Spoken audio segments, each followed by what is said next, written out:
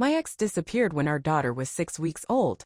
14 years later, he came back with a smile, gifts, and something that wanted to take her soul.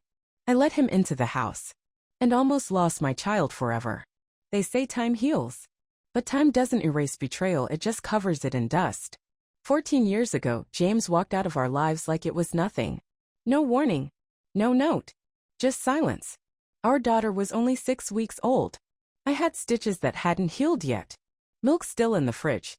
Her first smile a week away. He missed all of it. I remember the night he left like I remember childbirth, not in detail but in pain. The kind that builds quietly, settles deep, and never really goes away. For years I didn't speak his name. Not to friends. Not to therapists. Not even to my daughter, Lila. She asked once, I told her he was gone and not coming back. She stopped asking after that. We had peace. We had routine. We had each other. Until the knock came. It was a Wednesday. I had just gotten home from work. Groceries still in the car. Lila was upstairs with music blasting from her room. I opened the door expecting a neighbor or a delivery. Instead, it was him. Same eyes. Same crooked smirk. Like no time had passed. But something in his energy was wrong. Too smooth. Too rehearsed. He hugged me before I could think, whispered he'd been reborn. That he'd found purpose. That he just wanted to see his daughter again. I froze. Every cell in my body screamed no, but Lila came bounding down the stairs at the sound of his voice. And when she saw him, she didn't hesitate. She threw her arms around his neck and called him daddy like she'd been waiting her whole life. I should have said no. I should have slammed the door. But I didn't. I let him in. Just for a visit, I told myself. Just for a little while. But it was enough. Because that's when everything started to change. The first week felt harmless. He came over twice, once for dinner, once to bring Lila a sketchbook and some strange herbal tea for focus. I let it slide. She smiled more. Talked more. I wanted to believe maybe a piece of what we'd lost could still be salvaged. But by week 2, things began to shift.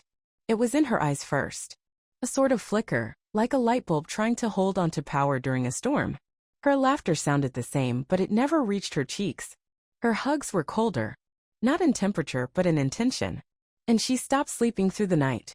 I found her in the hallway at 3 a.m. one morning, just standing there. Staring at the wall. Eyes wide, breathing slow, her arms limp at her sides. She didn't even flinch when I called her name. The next morning, she said she didn't remember anything. Blamed it on stress. Exams. I nodded along, but I didn't believe her. Something else was creeping in, and I could feel it like static in the air. One afternoon, she came home with a necklace, a delicate silver chain with a pendant shaped like a coiled serpent around a black stone. It shimmered oddly in the light. I'd never seen it before. Dad gave it to me, she said. It's protective. For energy. I asked her not to wear it to school. She refused. Flat out. That was new. Lila had always been headstrong but never cruel. But that day her voice had a bite I didn't recognize. A sharpness that stung long after the conversation ended. That night she drew something. I only saw it because she forgot to close her sketchbook before school. I was making her bed when I noticed it open. A page filled with strange symbols, eyes without pupils, jagged shapes wrapped around shadowy figures. In the center, a small girl with a necklace. I flipped through more pages. All of them were different variations of the same thing. The girl, the pendant, and something monstrous behind her, sometimes human, sometimes not. A mouth with too many teeth. Hands with missing fingers. Sometimes just darkness with glowing red circles where a face should be. It made my skin crawl. That evening, I asked James where he'd gotten the necklace. He smiled. Old thing. Picked it up when I was overseas. It's harmless. Pretty though, right? There was something in the way he said harmless that made me want to run. I started watching them more closely. The way he touched her shoulder, gentle but possessive. The way she deferred to him now, like his word carried more weight than mine. And then there was the smell. Whenever he left, there was this scent lingering in the air. Not cologne. Something earthy. Like wet soil and burnt wood. The kind of scent that clings to your clothes, even after a wash. One night, after he left, I walked into her room to kiss her goodnight. She was asleep. Or I thought she was. She whispered something under her breath. I leaned in, trying to make it out. It wasn't English. It wasn't anything I recognized. But the way she said it, like a prayer mixed with a threat, made the hairs on my neck stand up. I backed out of the room slowly. That was the night I started having dreams. Not nightmares. Not quite. More like warnings. Doors slamming. Screams underwater. Shadows crawling up the walls. And always that pendant pulsing with light like it had a heartbeat of its own. 3 days later, the cat ran away. Lila said it didn't matter. But she'd loved that cat since she was 6. She didn't even look for him. And that's when I knew I was losing her. Not to time. Not to trauma. But to something else. Something that came in the shape of her father. I didn't tell anyone. Not at first. Who would believe me? That my ex, a man who once couldn't keep a plant alive, had returned bearing gifts that drained the light from our daughter's face? That a necklace could change her voice, her gaze, her soul? But I couldn't ignore the feeling anymore. So I did something desperate. Her name was Mrs. Fenwick. A woman I found through a grief support group online, not a licensed therapist, but someone people whispered about. Said she could see things no one else could. That she knew when energy shifted, when darkness moved through a home. Her office was above a candle shop on the edge of town. The hallway smelled like cloves and old wood. The moment I walked in, she looked up from her chair and said, without even asking my name, "It's your daughter, isn't it?" I hadn't said a word. I hadn't even sat down. "She's wearing something that doesn't belong to her," Mrs. Fenwick said softly. "Something that binds." I told her everything. About James. The necklace. The drawings. The late-night whispers. I didn't expect her to believe me, but she didn't even flinch. She just nodded. "There are objects," she said, "that don't just carry memory, they carry intention." That pendant was given to her with a purpose. But not to protect. To control. And he didn't find it. He made it. I stared at her. "What do you mean, made it?" "He's using her," she said. "He's feeding something through her. Something ancient. And he chose her because blood makes the bond easier." I remember feeling like I was going to throw up. "Then what do I do?" I asked. "How do I stop this?" She leaned forward. "You can't just take the object away. Not now. It would tear her mind apart. You have to weaken the bond first. Sever the current. That means finding where his energy is hiding in the second anchor." I blinked. "There's a second object?" "There always is. One on the giver. One on the receiver." She handed me a small velvet pouch with crushed rosemary, sea salt, and a black stone inside. "When the air feels wrong, hold this. When you feel pain, real, sharp pain, it means the object is near. The body always knows. It will tell you." I left her office with shaking hands and more questions than answers. I didn't believe in this kind of thing. Not really. But I also didn't believe in sleepwalking drawings filled with demons or children whispering dead languages in their sleep. Yet here I was. When I got home, James was there again. Uninvited. Sitting on the couch like he belonged. Lila was curled beside him, head on his shoulder, eyes blankly watching some sci-fi movie neither of them even seemed to care about. The moment I walked in, the air shifted. Thicker. Heavier. And my shoulder began to ache, deep and sudden, like something was twisting under the skin. I clutched the pouch. The ache grew stronger. He looked at me. Smiled. "You okay?" he asked, tilting his head slightly. "I have a headache," I lied. "I think I'll lie down." "Sure," he said, voice smooth. "We'll keep it quiet." That night, I rummaged through the house while they slept. Quiet as I could. Searching everything he might have touched. His coat, his bag, the drawer where Lila sometimes kept his gifts. Nothing. Until I opened the junk drawer in the kitchen. There at the very back, beneath some old receipts and expired coupons, was a tiny carved object, a bone pendant tied to a piece of leather. It looked like a human tooth. My fingers throbbed as I touched it. The pain in my shoulder turned sharp, like a blade pressing in. This was it. I held it for a moment, and my vision blurred. I saw fire. Lila screaming. James standing calmly, watching her like a man admiring a painting. I dropped the pendant. And I knew then, if I didn't break this connection soon, I'd lose her forever. The next morning, I called out of work and kept Lila home from school. I told her I had a stomach bug and she barely looked up from her phone. No concern, no warmth. Just a faint nod, like a stranger overhearing a weather report. James texted that he wouldn't be coming by that day. Said he had a ceremony with some old friends. I didn't reply. I took it as a sign. A small window. One day without his presence. One chance to break the bond. I wrapped the bone pendant in a tea towel, careful not to touch it directly again. Even through the fabric, my skin itched, and I swore I could hear a faint buzzing, like a fly stuck inside my skull. I drove straight back to Mrs. Fenwick's office. She didn't say a word when she saw me walk in holding the towel. Just lit a long black candle and motioned for me to sit. "What you're carrying," she whispered, "is more than just a token. It's a claim. A piece of her soul tethered to his." I handed it over. She unwrapped it slowly and examined the carving under a magnifying lens. There were symbols I hadn't noticed before. Tiny etchings along the base that glowed faintly under her desk lamp. She frowned. "He's not doing this alone," she said. "This symbol. It's part of a pair. Someone taught him. Someone old." She didn't elaborate. I didn't ask. Instead, she began to chant. The candle flickered violently. The scent of burning herbs filled the room, and I felt lightheaded. She passed the pendant through the flame, murmuring in a language I didn't recognize, something melodic, but with an undercurrent of danger. Then she dropped the bone into a bowl of salt water and crushed rosemary. The water hissed, bubbling slightly, and the pendant turned a dull gray. When it was over, she looked at me, her eyes glassy, her voice hoarse.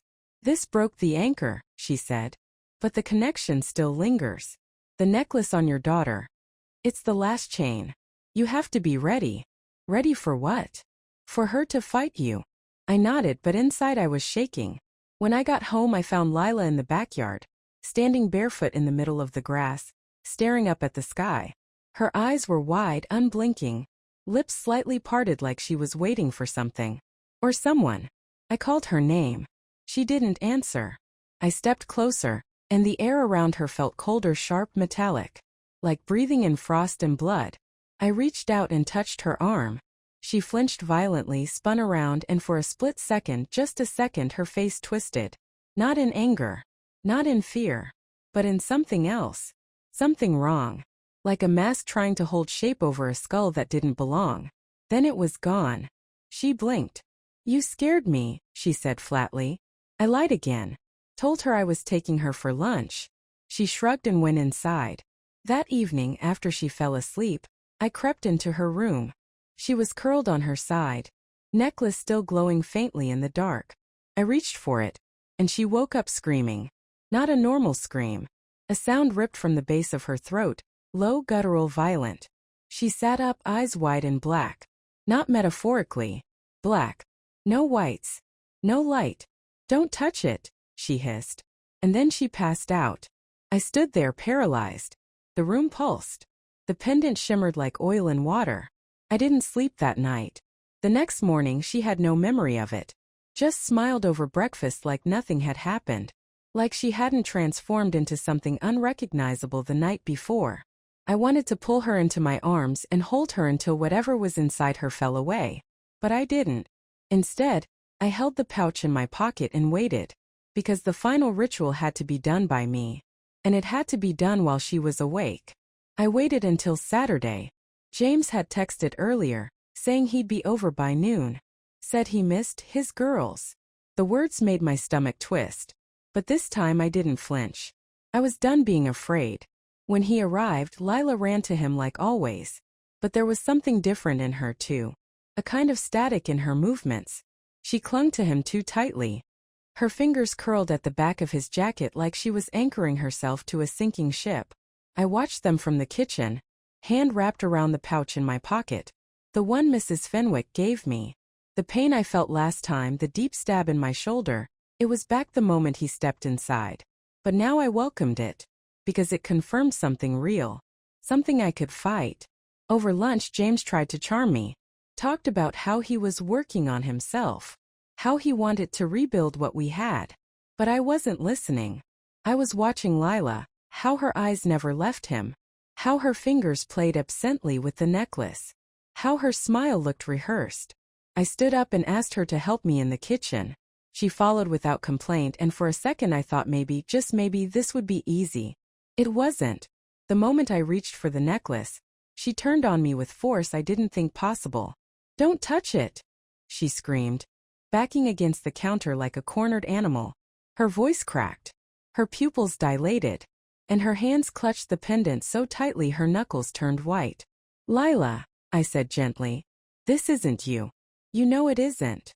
She was breathing heavily, chest rising and falling like she'd just run a mile. Her lips trembled. Then something broke. A single tear slid down her cheek. And she whispered, "Mom, help me." That's all I needed. I reached out slowly, placed both hands on the chain, and whispered the words Mrs. Fenwick had taught me. Words that tasted like iron and burned my tongue.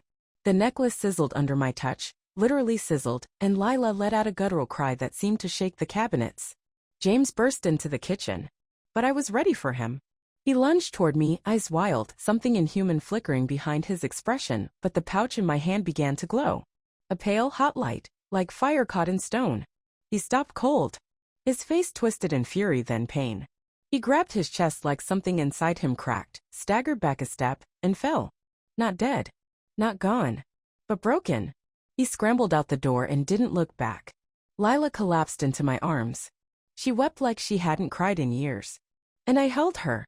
Because for the first time in weeks I saw my daughter again. For days it felt like we were learning how to breathe again.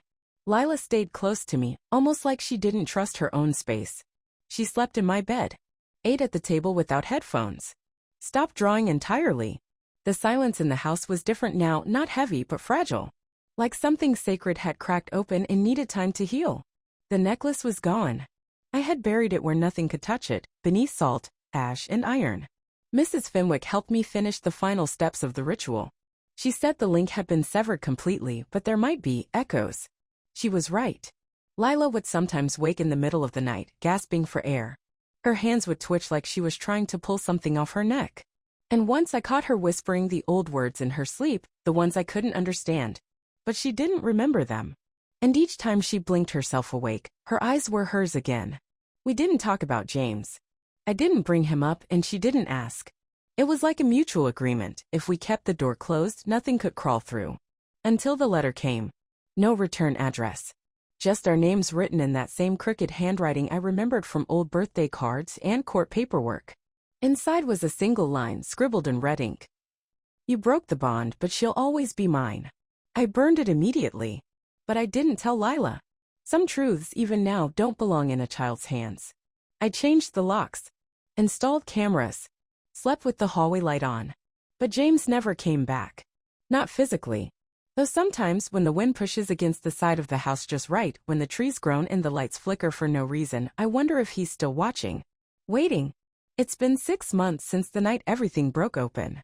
Lila's drawings have returned, but they're different now. Softer. No more shadows with teeth or girls with blank faces.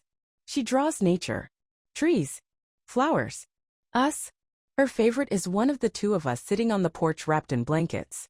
The sky is pink and we're laughing. She says it came from a dream she had.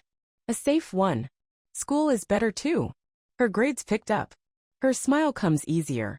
But some things don't return to the way they were. There are still moments when she zones out mid-sentence. Still nights where I wake to find her standing by the window, just staring into the dark. But when I whisper her name, she always turns around. Always. I asked Mrs. Fenwick if James would ever come back. She didn't answer right away.